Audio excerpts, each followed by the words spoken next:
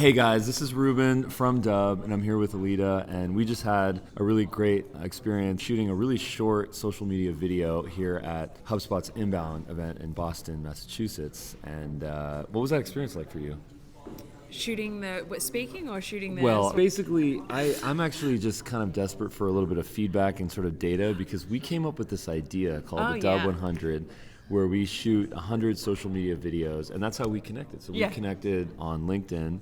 And I think we've sort of mentioned you because you're a hotshot here in the HubSpot ecosystem, so we wanted to get your attention, and we did. No, thanks. So anyways, what was that like being on the receiving end of that short social media video? Okay, so it was super fun. I mean, you guys are super professional and know exactly what you're doing really quickly, and the creative ideas that you came up with really quickly, you know, how you're going to speed up frames and stuff like that, I thought that was really fun. Yeah. And I love shooting video. It makes me really happy, and, you know, just like you said before, Ruben, it's like that thing about how you can humanize that communication. Yeah. You can't get that anywhere else. There's no amount of copy that you can write that's going to do the same as what video is going to do. So it was really fun. So thanks. Yeah, of course. And you're here because of a speaking opportunity, right? I am. So talk to me about that.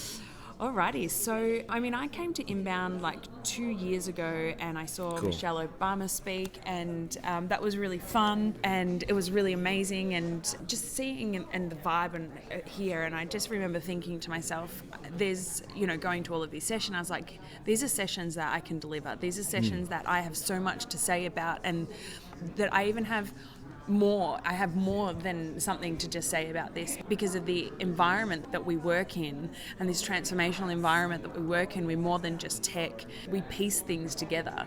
And so I applied for 2 years to get in here to speak. So that was really fun when I got that email saying, hey, yeah, you know, we'd love to have you. So I was really happy to be here. So that the speaking experience specifically today was great. This is content, so I prepared this talk exclusively for Inbound. The title of it is The Loyalty Agenda, Slowing Down to Speed Up, and why it's a leading growth philosophy for business and for change. Slowing down to speed up. So that's definitely a paradox, which I like. I really connect to that because it sounds like it's more about being mindful, being meaningful, being, you know, sort of branding for longevity. But speak to me about that a little bit. Yeah, it's like, I mean, there's so much to it, and it's something that, you know, it's a philosophy that goes so deep, and it completely transforms companies. And the result, we've seen 43% growth over 2 years, and we've seen, you know, decrease in efficiencies in operating costs as well. So people, normally they kind of freak out. They're like, what, you want me to slow down? But, you know, we've got the board, they need us to hit these targets and things like that, or, you know, or we've just made this change in the company, it just needs to roll out really fast. But what can happen is, if you're getting direction, and this is really about that direction part of it. So if you're just getting direction from the top and feeding that information down constantly, you're not taking time to slow down to think about the people who you're actually making these changes for. And that is for your staff, and that is for your customers. And when you miss this part because you're constantly running all the time, running really fast, then you miss the opportunity to listen. You miss the opportunity to change your roadmaps driven by feedback. You miss the opportunity to be creative, and if you're not creative and you want to innovate, those things can't happen. It's just impossible. You're just innovating for innovation's sake. You're not innovating with purpose and creativity. You're not solving anybody's problems. Well, I think the realm that I like to live in is quality over quantity, and I don't want to sacrifice quality in any regard. I think quality is very important, but I think that I'm constantly looking for data, constantly looking for feedback, whether it's the content that we put out or whether it's the software platform that we're building. But my question for you is, how can entrepreneurs, how can folks that work at great, fast-growing companies, how can they actually pitch the vision of slowing down to speed up? What are some tactical ways that they can do that?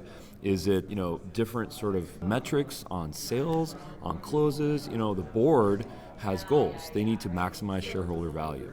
So what is it that we can all do to actually make this much more tactical? So if we just look at it from a loyalty perspective, and we talk about retention and loyalty of our existing customers, companies that increase their loyalty of their customers by 5% can see an increase in revenue from anywhere from 25 to 95%. So I think, you know, if we just talk about the customer loyalty side of things, the finance stacks up. it completely stacks up. Then we can look at efficiencies and return on investment on staffing.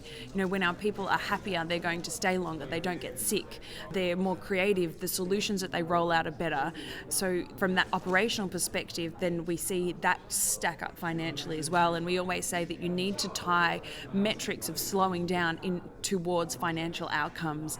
And that's really where people will kind of get mixed up. And that's where they get scared of this, because it does take some courage to adopt this philosophy. Yeah, they really kind of get a bit like, what are we supposed to do? We've got quotas to hit. How can we even slow down? And yeah, I mean, when you look at it from that perspective, I think that the business case stacks up. We see people less sick, we see people happier, our cost of acquiring new staff, our cost of acquiring customers. I even think from another perspective, it costs 5 times more to acquire a new customer than it does to retain an old one. Yeah. So let's look at our efficiencies in our marketing. Right. There's so many different levers that can be pulled to adopt this philosophy that really help to stack up a really successful business case for it.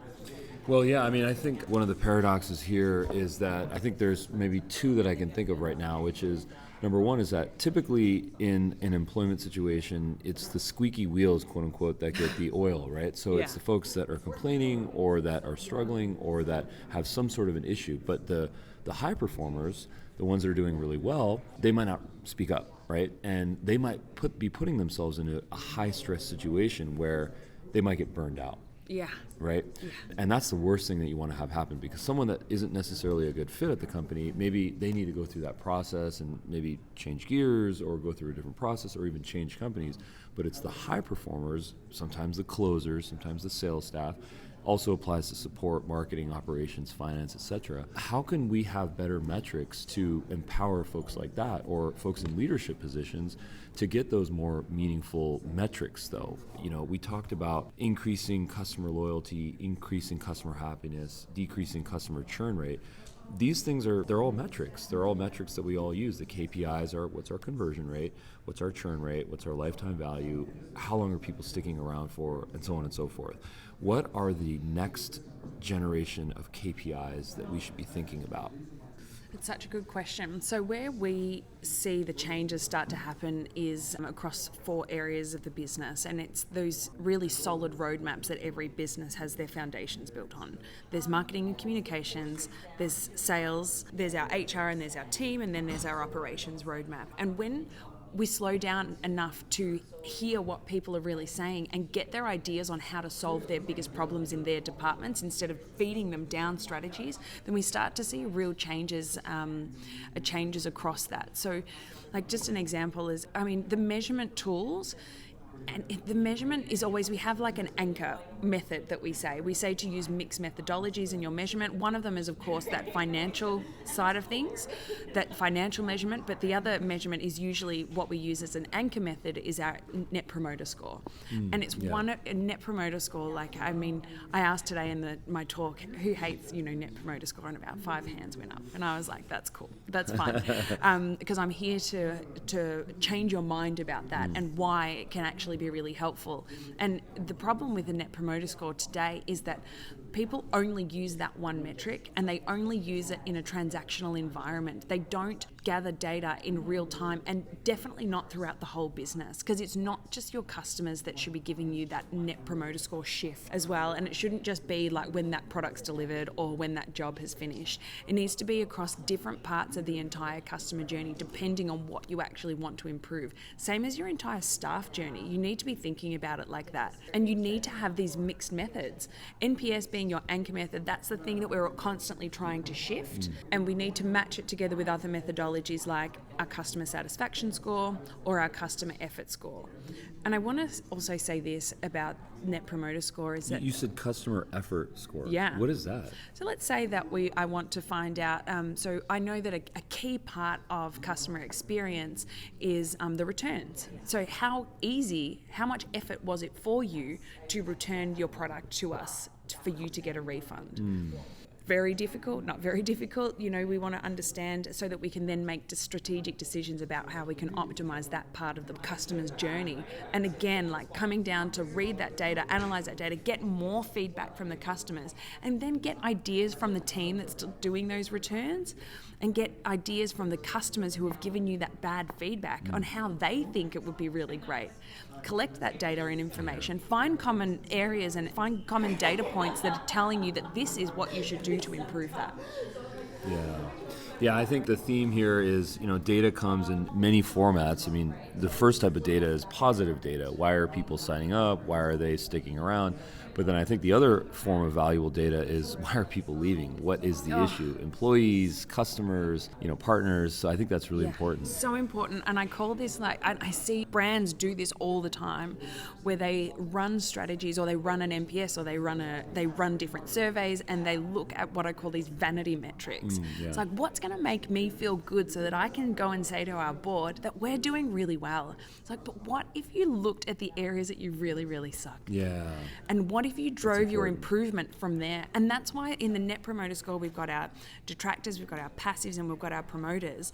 And normally we don't really we definitely don't look at our promoters as being like the people that we're going to drive great innovation from, because they already love us. Like, that's whatever we're doing, let's just keep doing more of that for them. And then let's look at our passives. Let's see how much information they can give us, because they're kind of on the fence, and they're kind of like, they could be on the fence. Some of them, usually the passives are reasonably positive as well. It's just like, they're those people that are always like, I'm just going to give you an 8 because there's always room to improve. But then we really we get our juice out of our angriest and most upset customers, or the customers who never purchased from us. Have you ever run a survey to ask, hey, why didn't you buy from us? And get that feedback? Because then later on down the track, I'm going to be able to bring those people back, because I can show them that I've listened. I can show them that I've made those changes, so that we can be a great company for those people as well. Yeah, I mean, well, that takes a lot of courage. That takes a lot of courage to be able to do that, because usually I think as marketers and maybe sales folks or business developers, we like to get the data that sort of boosts us up and makes us feel good. Vanity data, that's exactly what it is. And it's unfortunate because we're missing out the real evolutionary data that can really improve us as individuals, as companies, as platforms, as products. So I think that's a really important point. Yeah, don't gamify your loyalty metrics. Do not gamify them, because there is no value in that. You will not transform from there. All you're doing is inflating your ego, and if that's what you're there for a job, or if that's what you're wanting to see in your reporting, then you've got a massive problem. Yeah. So you have a lot of passion for this topic, obviously, and I can sense that and I can feel that. And I love that, and I'm definitely learning from this. What is your origin story? What brought you here today? I've worked for some really big tech companies, and what I know that tech companies do really bad is help people to actually use their software to the full capacity. You spend so much money on tech and you end up using like 20% of it. And tech companies usually have a really bad loyalty and retention rate. Like, tech companies have some of the lowest NPSs around the world. I know some tech companies that are really proud about bragging about a +4 NPS score. Yes, +4. That's really exciting. I'm looking at a +75 and I'm like, what else can we do to get better? But really, so how did I get here? It was through seeing this as a really big problem. And I worked for some really big tech companies, multi-billion-dollar tech companies in a senior position, and I kept wondering why we couldn't retain these customers and why they weren't using the software to the best of their ability, and then telling us that the software couldn't do this stuff. The software could do it because, and the salespeople were selling this great dream, like, look at all these great automation programs that you can run off the back of this software, and it's going to fix all of your problems, and it's going to do all this stuff. And then we give them this piece of kit that's kind of out of the box. We do the integrations, and then nothing else happens. They go back to using the software at a 20% rate, if that, and then getting mad at the software because the software didn't work. But the problem really is that people that we were selling it to post-sales process had no idea how to think about their customers to be able to apply strategies to enable them to use that software better to fill customer gaps. Then they see some bright shiny thing and they're like, well, this software says that we're going to get this kind of uplift if we use it, so let's just buy that piece of kit. And you just keep buying tech for tech's sake. Yes. And I got to this point where I'm like, I can't keep selling this software. I can't keep doing this, because people are spending millions of dollars on a piece of kit that isn't changing them from what they were doing the time before. But they're bought into the dream. And that's what tech providers are really good at, is selling you the dream, which is amazing. But really the dream is on the output. And once you come out of, you work with a marketer and they've come out of a marketing degree, those marketing degrees are so outdated and they're not functional or foundational for what we actually need today. And I changed the way that I was working at some point, and once I had this idea that I was like, I think this is the problem. Actually, the idea came because I slowed down for the first time in my career. After 10 years, I went into the desert with a DSLR, and I just started taking photos of landscape and Uluru and all of our amazing stuff in Australia, and I had no phone reception for 3 days, and I was like, what am I doing here? Why is this so hard? Why is this so frustrating? Why am I seeing these great customers come in who have all this motivation, and then 3 months later they're mad, they're really angry? What do you need to do? And it was like, it's that epiphany in the desert moment where I was it's a walkabout. Yeah, it was it's a walkabout. Yeah, in the bush. Exactly. So I'm like, you got to teach people how to milk it. You got to teach people how to get the most out of it that they can get. And you need to show them how to plug holes in their business using the software that they have, and not get distracted by shiny syndrome or some kind of guru that they listen to on the internet who told them that if you follow my framework that you're going to get all this stuff. And no, people need to be taught how to think again, and they need to be taught how to think about their customers, and they need to be able to provide strategies to help to fill those customer gaps.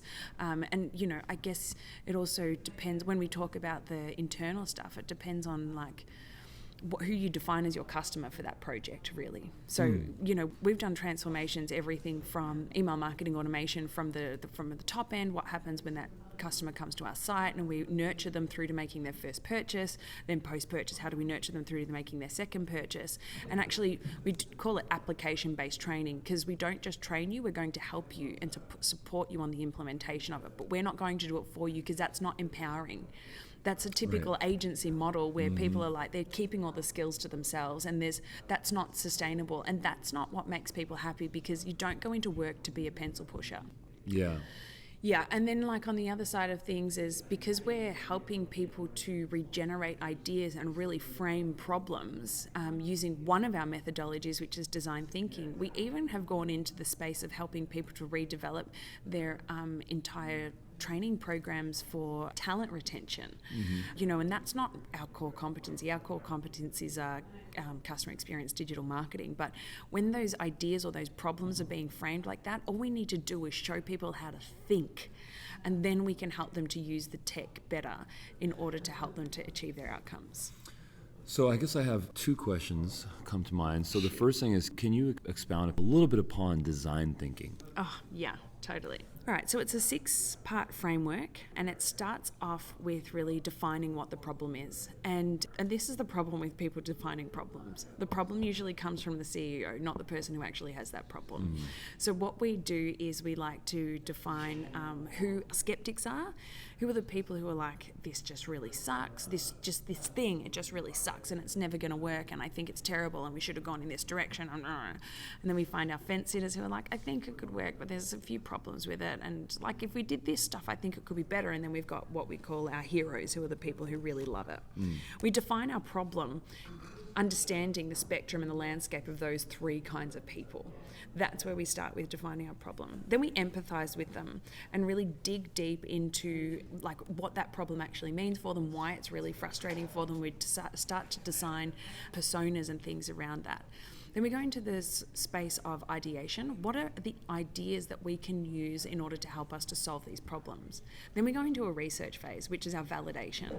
How do we actually validate some of our ideas and our solutions, and how do we refine those ideas and solutions to being maybe 3 that really work for people and that people have voted on collectively. Because one of the biggest problems, again, with rolling out a strategy is adoption.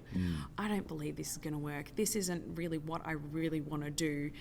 This actually is going to make the problem worse. But because some CEO or somebody, in a leadership team has told you that this is our great idea because this is what we sat down with the board meeting and our leadership team and this is what we told you that it's going to work, then you have a real big adoption problem. And that's one of the biggest things that we see with companies is like, how are people adopting new strategies, new technology and new solutions? Then we go into developing a prototype. Then we test these 3 different prototypes. We test them and we find out which one is going to have the best success of actually solving the problem before we refine it and then scale. Got it.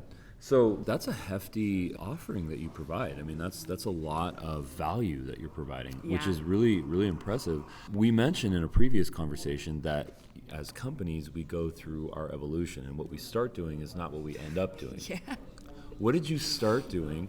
How did you acquire your first batch of clients, and what did you do for them? And how has that changed now? Yeah, I mean, look, I'm no stranger to sales and I love sales. I think it's the thrill of the chase makes me really excited and knowing who we can, bring new transformations to. But how this company really started was I will made a whole bunch of calls to people that I had worked with or were working with and saying, hey, that software that you bought, I'm consulting now and I can help you to roll out strategies. What happened then was I ended up doing the work for them. And because I didn't know how to transfer knowledge at that point really properly. So I would finish up these transformation programs, I'd get everything implemented, and I'd see this, and then I'd see this. And then they'd just kind of flatline. And is that from the adoption standpoint, or is that from an efficacy standpoint, since it was not being nurtured? It was not being nurtured. It was an efficacy standpoint. They didn't know how to improve. They didn't know, because those skills that I had in my head on knowing how to improve those things they were still with me. And I got to this point where I was like, there's something wrong here. The programs are great and they're just growing and they're kind of like going like that and then they're flatlining and there's something wrong. I'm still creating a problem. So I ended up calling and the client, they were happy with the work that I'd done, but it was still, I wasn't empowering them. So I ended up calling them all and I said, hey, listen, I'm like, I've still got access to your Google Analytics and I've seen that you're kind of flatlined and we got this massive growth and it's not going anywhere else. And like I can see, it's supportive, like we've done a great job and you've got more clients coming in than ever, but you're at a point where you need to do something else. But I don't want to come and run another project for you. What if I could teach you how to think and produce like I do and help you to actually become your own consultant and strategic thinker within your business? Got it. And the answer was yes across the board. And from that day forward, we became a training academy. So now we've got an amazing team of consultants and trainers who all come from industry, and we have curriculum developers. We're not a consultancy. We offer consulting services as part of the training. We don't offer implementation services, but we help them to thrive, think, and do better. Got it. So what were the war stories in getting those first clients from a sales perspective?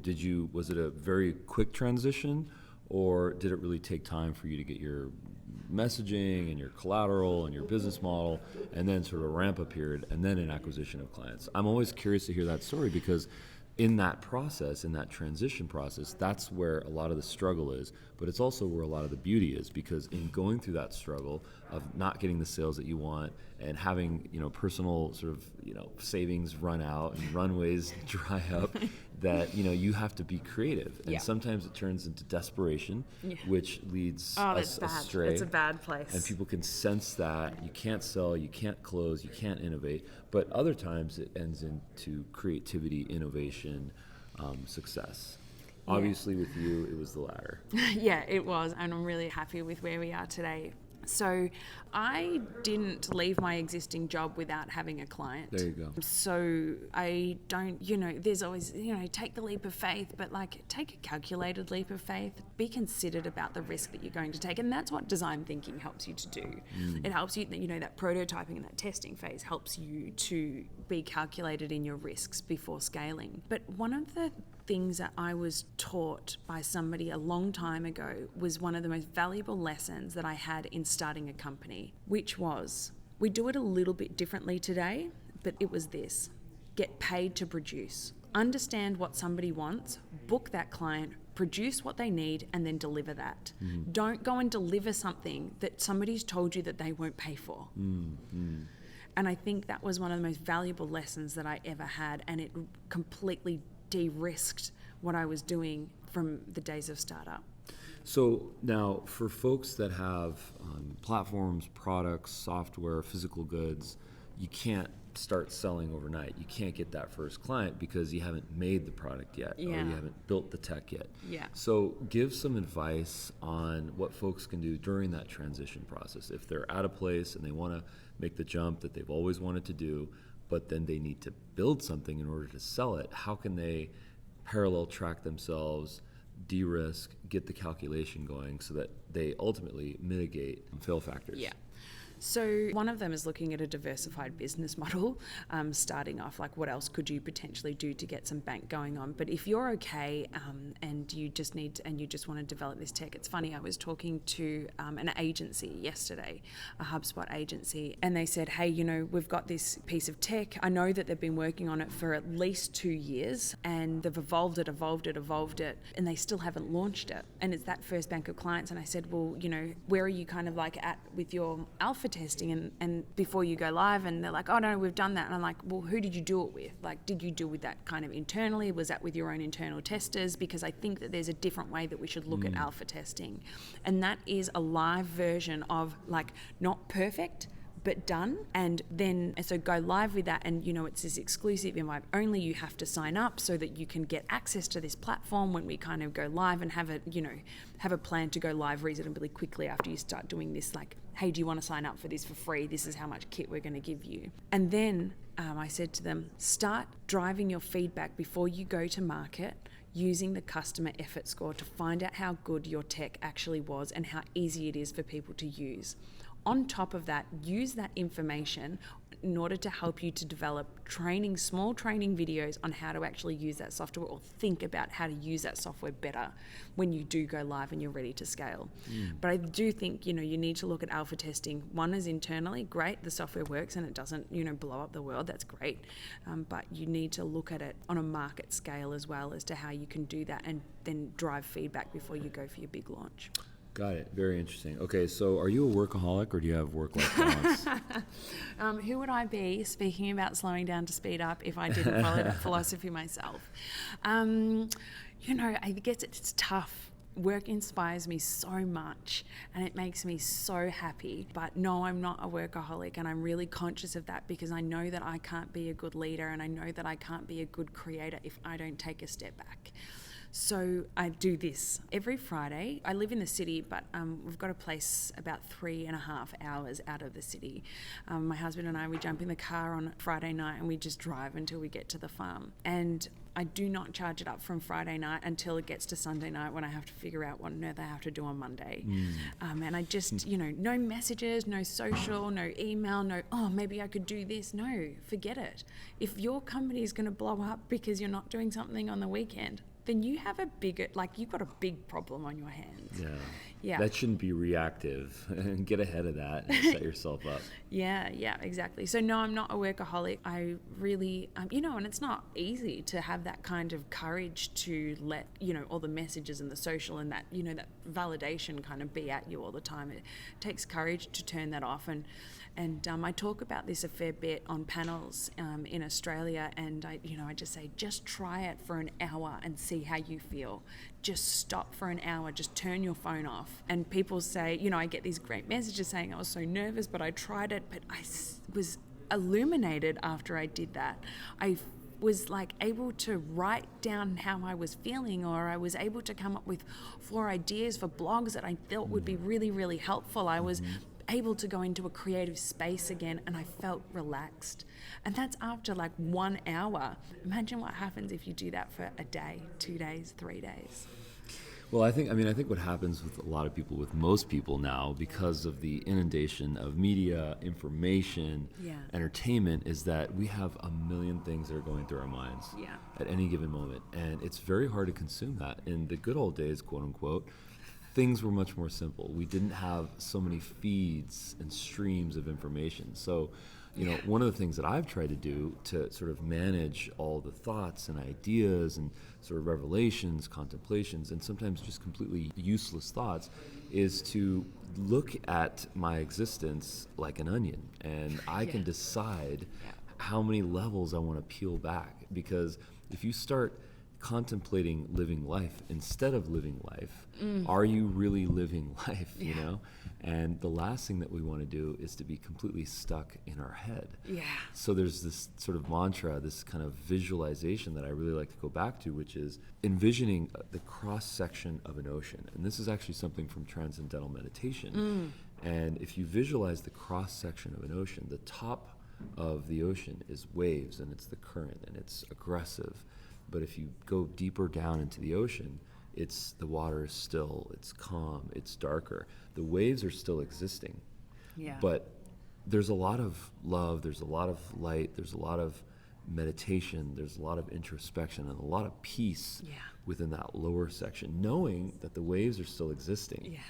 But at the same time, if we can just live in that moment on the weekends, at the farm, at the beach, with the phone off, with friends, with family, maybe we can be a little bit happier and really get the true benefits of what life is all about, which is to love. So yeah. I was actually talking to my friend about this just yesterday, and talking about how, when you get stuck in your head, you don't find anything new here. And I meditate a lot, and I just find it such an amazing space to go internally, because I'm comfortable, I'm really happy with my own thoughts. And I'm not going to say that they're always amazing, because sometimes we beat ourselves up. It's like our natural kind of go-to to tell ourselves that we're not good enough. But turning that off for a minute and then just thinking, and I explained it it's like I feel like I'm seeing out of my heart, and then the entire flow of information into the brain just completely changes. That message changes, and that beautiful feeling of joy just comes out, and it's radiating. That's lovely. That's lovely. That's inspirational. I love that. So how can folks find you? All right. Give me some web addresses, give me some social handles. Cool. So you can find us at milkit.com.au, milkit.com.au, and dare I say, I'll give you my personal email address, which is alita@milkit.com.au. Got it. And where did you come up with the name? What's the background? It was that epiphany in the desert. It's what am I trying to do here? So now today we're MI Academy, but Milk It was the original name, and it was just that epiphany that I had in the desert, which was what am I trying to do here? It's I'm trying to teach people how to milk it. I'm trying to teach people how to get the most out of their work, out of their tech, out of everything that they do. That's lovely. I love that. Thanks. It's very inspirational. Well, thank you so much for your time. Con mucho gusto. Muchas gracias. Thanks, Ruben. It was great. Yeah, love it. Thank you so much.